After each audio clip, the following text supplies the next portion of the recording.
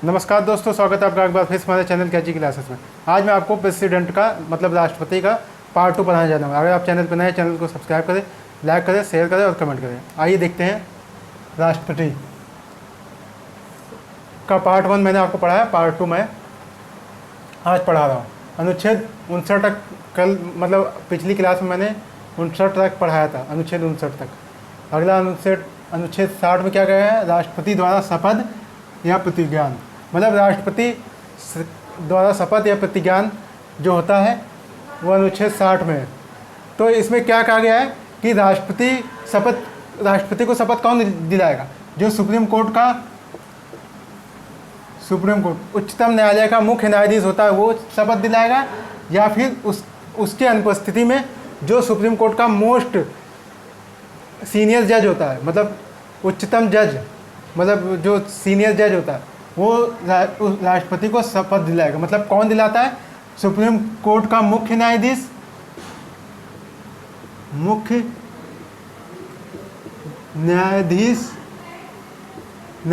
या अगर मुख्य न्यायाधीश अनुपस्थित है तो उसके बिहाफ पे कौन आएगा? उसकी जगह कौन? वरिष्ठतम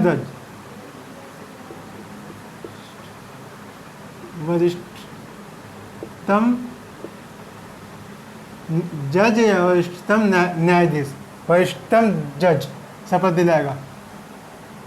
मतलब सीनियर मोस्ट जज जो होगा वो शपथ दिलाएगा। अगर ये ना हो, ये अनुच्छेद 60 में कहा गया है। राष्ट्रपति के शपथ का जो प्रारूप है वो अनुसूची 3 में नहीं है। अनुसूची 3 की बात करें तो शपथ से रिलेटेड जो है अनुसूची 3, उसमें राष्ट्रपति के शपथ के बारे में नहीं दिया गया। राष्ट्रपति का शपथ कहाँ पे है? वो अनुच्छेद 61 में राष्ट्रपति के शपथ के बारे में दिया गया है। राष्ट्रपति पर महाभियोग की प्रक्रिया, अनुच्छेद 61 में।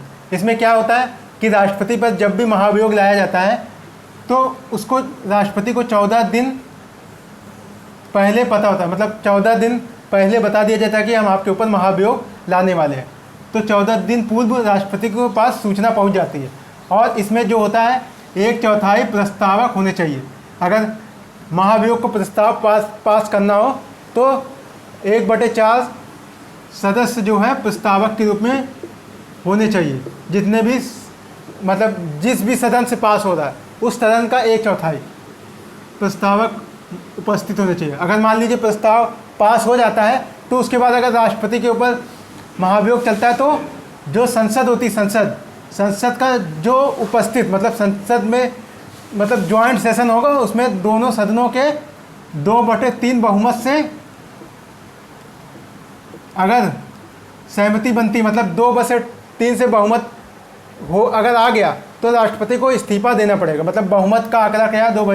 2/3, मतलब 2/3 बहुमत से अगर पास होता है तभी राष्ट्रपति अपने पद से हटेगा, वरना राष्ट्रपति को पद से नहीं हटाया जा सकता। मतलब राष्ट्रपति के महाभियोग की बात करें तो राष्ट्रपति 61 अनुच्छेद 61 में दिया गया है। और इसके प्रस्तावक की बात करें 1/4 सदस्य प्रस्तावक के रूप में उपस्थित होते हैं और 14 दिन पूर्व राष्ट्रपति को सूचना दी जाती है कि हम आपके ऊपर महाभियोग ला रहे हैं। और राष्ट्रपति पर मतलब कोई भी अगर अतिक्रमण का दोषी पाया जाता है तो तभी उसके ऊपर महाभियोग की प्रक्रिया लाई जाती है। मतलब संसद में अतिक्रमण या कुछ ऐसा व्यवहार, अनुचित व्यवहार के कारण राष्ट्रपति पर महाभियोग लाया जाता है। और अगर राष्ट्रपति को उसके पद से हटाना है तो संसद का 2/3 बहुमत चाहिए। अगला अनुच्छेद 62, इसमें क्या कहा गया है? राष्ट्रपति के पद में रिक्ति को भरने के लिए निर्वाचन करने का समय, मतलब निर्वाचन करने का समय और आकस्मिक रिक्ति को भरने के लिए निर्वाचित व्यक्ति की पदावधि। मतलब अगर राष्ट्रपति बाई चांस उसकी मृत्यु हो जाए या अपने पद से इस्तीफा दे दे या कुछ और कारण से इस्तीफा देता है राष्ट्रपति, तो जो नया राष्ट्रपति होता है उसको 6 महीने के भीतर नया राष्ट्रपति को चुन लिया जाना चाहिए। मतलब राष्ट्रपति के जो अभी चल रहा है उसकी मृत्यु होने पर या इस्तीफा देने पर 6 माह के भीतर नए राष्ट्रपति का चुनाव करा लिया जाना चाहिए। और जो नया राष्ट्रपति आता है वो अपने जब से वो चुना जाता है, चुनाव की तिथि से 5 वर्ष तक अपने पद पर बना रहता है। जो नया राष्ट्रपति है 5 वर्ष तक, जब वह चुना जाता है उससे 5 वर्ष तक वो अपने पद पे बना रहेगा। ये इसमें दिया गया है अनुच्छेद नंबर 62 में। की बात करें तो प्रधानमंत्री और अन्य मंत्री, मतलब प्रधानमंत्री के साथ जो अन्य मंत्री हैं वह अन्य मंत्री, चाहे वो कैबिनेट मंत्री हो चाहे जो मंत्री हो, राज्य स्वतंत्र राज्य मंत्री हो या राज्य मंत्री हो, मतलब प्रधानमंत्री व अन्य मंत्री की नियुक्ति कौन करता है? राष्ट्रपति करता है।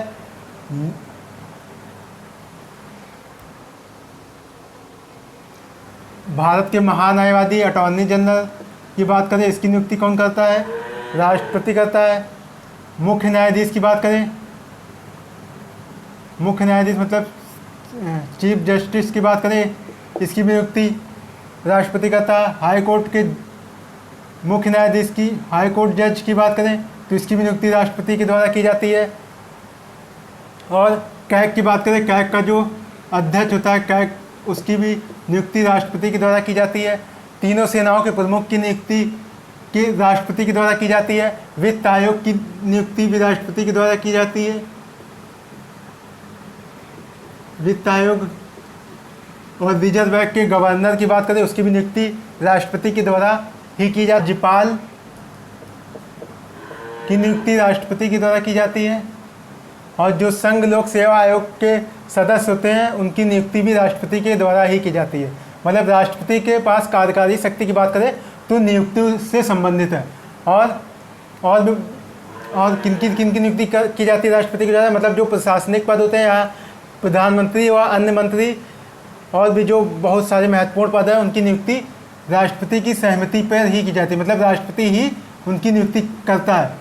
और अन्य लोगों की नियुक्ति की बात करें, attorney general, chief justice, high court का जो मुख्य न्यायाधीश होता है, कैग की बात करें, वित्त आयोग की बात करें, इसकी नियुक्ति राष्ट्रपति प्रधानमंत्री व मंत्रिपरिषद की सलाह पर राष्ट्रपति ही करता है। तो राष्ट्रपति की ये शक्तियाँ हो गई कार्यकारी शक्ति। अगला है विधायी शक्ति। विधायी शक्ति में क्या है? संसद सत्र को आहूत करना, मतलब संसद के सत्रों को बुलाना, सत्र अवसान करने की शक्ति, मतलब संसद के सत्र को समाप्त करने की शक्ति, लोकसभा भंग करने की शक्ति, संसद के एक सदन या दोनों सदनों में सामूहिक बैठक की अनुमति, मतलब संसद का एक सदन हो या दोनों सदनों में जब सामूहिक बैठक होती है, जब दोनों सदनों में के मत मतलब विचार आपस में मेल नहीं खाते तब संयुक्त बैठक राष्ट्रपति की सलाह पर ही संयुक्त बैठक आयोजित की जाती है। जिसका अध्यक्ष कौन होता है? सामूहिक बैठक का जो लोकसभा का अध्यक्ष होता है वो सामूहिक बैठक की अध्यक्षता करता है। अगला है धन विधेयक के लिए सहमति। मतलब धन विधेयक की बात करें तो राष्ट्रपति के सिग्नेचर के द्वारा ही धन विधेयक को पेश किया जाता है। तो राष्ट्रपति की सहमति आवश्यक है धन विधेयक के लिए। अगला है नए राज्यों के निर्माण और राज्यों के नामों में परिवर्तन या सीमाओं या क्षेत्रों में परिवर्तन की बात करें, इसके लिए भी राष्ट्रपति की पूर्व सहमति आवश्यक है। संचित नीति में व्यय करने वाले विधेयक, मतलब जो भारत की संचित निधि है उसमें व्यय करने वाले विधेयक की बात की जाए या संयुक्त बैठक की बात की जाए, यह आर्टिकल नंबर 108 में है। संयुक्त बैठक बहुत बार पूछ चुका है। संयुक्त बैठक की बात करें या अध्यादेश की बात करें, यह आर्टिकल नंबर 123 में है। अध्यादेश जारी करने की शक्ति, ये अध्यादेश की बात करें जब संसद का सत्र ना चल रहा हो तब राष्ट्रपति अध्यादेश जारी करता है। और ये अध्यादेश की बात करें तो 6 सप्ताह तक अध्यादेश लागू रहता है। उसके बाद ये अगर संसद में कानून पारित हो जाता है तब आगे चलता रहेगा, वरना वहाँ से ये हट जाता है। 6 सप्ताह के बाद नहीं ये चलेगा अध्यादेश। अगला है राज्य सूची के विषयों पर नहीं, मतलब राष्ट्रपति की बात करें, ये राज्य सूची के विषय पर अध्यादेश जारी नहीं करेगा। संविधान संशोधन के लिए भी अध्यादेश जारी नहीं कर सकता है राष्ट्रपति। और जब दोनों सत्र चल रहे हैं, मतलब जब सत्र चल रहा हो तब भी ये अध्यादेश जारी नहीं करेगा। मतलब सत्र चलने पर अध्यादेश की कोई ज़रूरत नहीं पड़ती, मतलब कोई ऐसे कानून की ज़रूरत नहीं पड़ती जो महत्वपूर्ण है। मतलब ये तब जारी किया जाता है अध्यादेश जब कोई महत्वपूर्ण कानून हो और संसद का सत्र ना चल रहा हो, तब अध्यादेश को जारी किया जाता है राष्ट्रपति के द्वारा। क्षमादान की शक्ति, तो अनुच्छेद नंबर 72, अनुच्छेद 72 में मोस्ट इम्पॉर्टेंट है, पूछा है कि राष्ट्रपति की क्षमादान की शक्ति कौन से आर्टिकल में है, तो अनुच्छेद 72 में। इसमें क्या करता है राष्ट्रपति, किसी भी व्यक्ति की सजा को कम करेगा, समाप्त कर सकता है, या फिर जो कठोर सजा को आसान बना सकता है, ये काम करेगा। मतलब सजा को कम कर देगा, यहाँ तक कि मृत्युदंड की भी सजा को राष्ट्रपति क्षमा कर सकता है। ये राष्ट्रपति के पास पावर है। अगर वहीं राज्यपाल की बात करें तो राज्यपाल मृत्युदंड की सजा को नहीं कम समाप्त, मतलब राज्यपाल की बात करें तो वो मृत्युदंड की सजा को नहीं समाप्त कर सकता, और राष्ट्रपति की बात करें ये मृत्युदंड की सजा को भी समाप्त कर सकता है। अगला है राजनीतिक शक्ति। इसमें क्या है, दूसरे देशों से संधि या समझौता, मतलब अगर किसी भी दूसरे देश से संधि या समझौता होगी तो वो राष्ट्रपति के नाम से ही की जाती है। और विदेशों के लिए राजदूत की नियुक्ति की बात की जाए, मतलब अगर भारत से कोई राजदूत विदेश में जाता है तो उसके लिए राष्ट्रपति ही उसकी नियुक्ति करता है, और अगर कोई विदेशी राजदूत भारत में आता है तो उसके लिए भी राष्ट्रपति की सहमति आवश्यक है। अगला है अंतर्राष्ट्रीय मंचों पर प्रतिनिधित्व, मतलब जो राष्ट्रपति की बात करें तो ये अंतर्राष्ट्रीय मंचों पर भारत का प्रतिनिधि होता है। और उच्चतम न्यायालय से परामर्श की शक्ति, राष्ट्रपति की बात करें तो कभी महत्वपूर्ण विषय पे उच्चतम न्यायालय से राष्ट्रपति परामर्श ले सकता है, अनुच्छेद 143 के अंतर्गत। ये राष्ट्रपति के स्वविवेक के ऊपर निर्भर करता है, अगर वो चाहे तो सलाह लेगा वरना नहीं लेगा। अगला है आपातकालीन शक्ति है, ये मोस्ट इम्पोर्टेंट है, बहुत पूछा जाता है एग्जाम में। पहला है हमारा राष्ट्रीय आपातकालीन, अनुच्छेद 352 में। राष्ट्रीय आपातकालीन की बात करें अनुच्छेद 352 में, इसमें क्या है, युद्ध, बाह्य आक्रमण व सशस्त्र विद्रोह, मतलब युद्ध हो जाए किसी देश के साथ, बाहर से आक्रमण हो जाए या सशस्त्र विद्रोह हो जाए, तब ये राष्ट्रीय आपातकाल की लागू किया जाता है।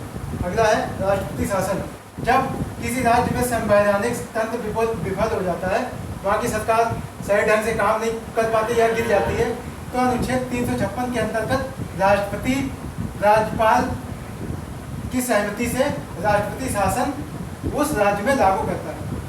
अगला है वित्तीय आपातकाल।